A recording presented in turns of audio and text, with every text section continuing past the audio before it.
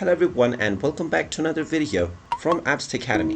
In this video, I'm going to show you how to delete your public profile on Snapchat. So let's get started right away. First of all, open up the Snapchat application, and if you have already logged into your account, you will be taken into the home page.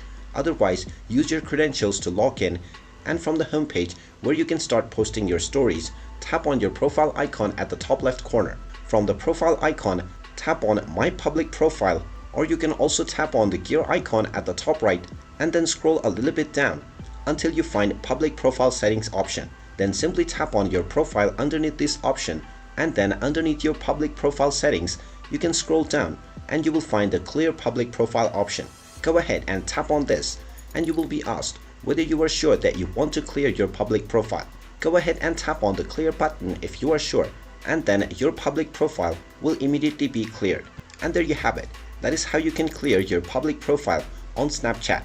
If you find this video helpful, make sure you hit that like button and subscribe to our channel if you haven't done so already. Also ring that notification bell to never miss another update from us. Thank you for watching, and I will see you again in the next video.